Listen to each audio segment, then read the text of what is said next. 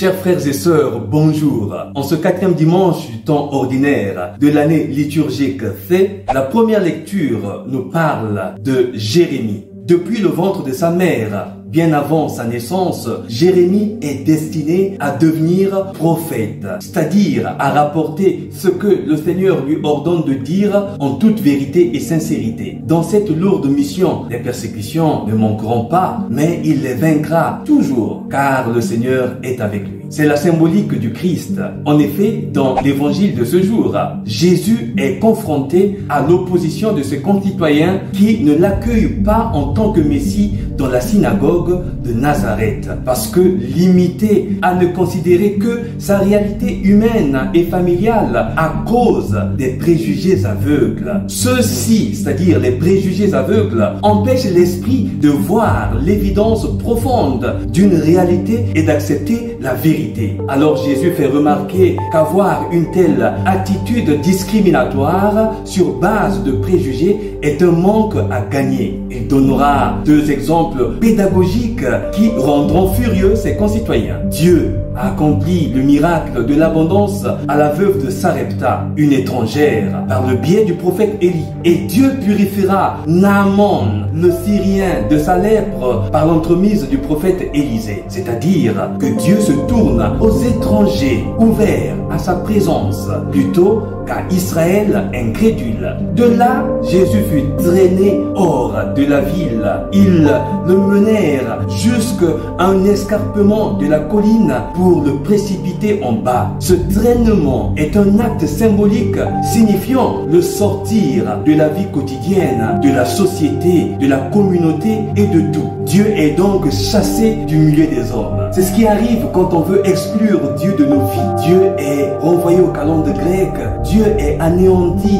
Dieu est invité au silence. À ce moment-là, le brouhaha destructeur du monde se prononce. Au clair, pour mieux comprendre, Jésus n'est pas traîné par les athées incrédules, mais par ceux qui, chaque jour de sabbat, comme aujourd'hui, dimanche, célébraient le culte divin et écoutaient la parole de Dieu dans la synagogue. Ceci pour dire, les véritables persécuteurs de Jésus ne sont pas forcément les ennemis de la foi, mais ceux qui refusent de changer leur vie et leur façon de penser pour vouloir à tout prix changer Jésus en niant sa messianité. Ce refus, ce rejet et cette incrédulité vécue par le Christ Jésus dans sa propre patrie s'étendent également à notre monde actuel. Primo, aucun prophète ne trouve un accueil favorable dans son pays.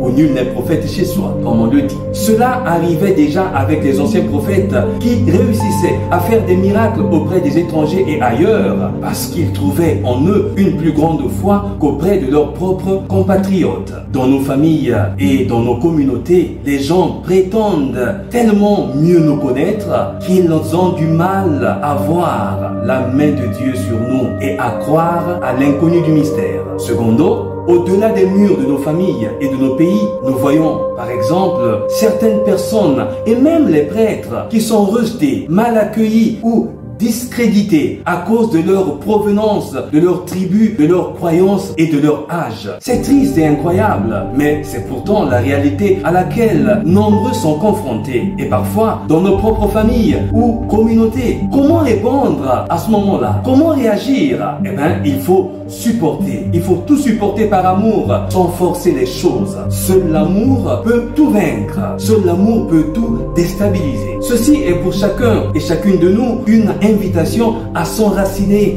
dans la foi, l'espérance et la charité. La foi pousse à l'espérance qui ne trompe pas et se rend visible dans la charité. Saint Paul en fait un bel éloge dans la 2e lecture, dans l'hymne à la charité, qui devrait tous nous interpeller. L'amour prend patience, l'amour rend service, l'amour ne jalouse pas, il ne se vante pas, ne se gonfle pas d'orgueil, il ne fait rien d'inconvenant. L'amour ne cherche rien, l'amour, il ne cherche pas son intérêt, il ne s'emporte pas, il n'entretient pas de rancune, il ne se réjouit pas de ce qui est injuste, mais il trouve sa joie dans ce qui est vrai, il supporte tout, il fait confiance en tout. il espère tout, il endure tout. L'amour ne passera jamais. Qui ne sait pas aimer sincèrement doit apprendre humblement, car l'amour s'apprend, se vit, se partage dans une contagion que rien ni personne ne peut arrêter. Aimons-nous vivre et aimons aujourd'hui sans procrastiner. Alors, chers frères et sœurs, que Dieu vous bénisse et vous garde.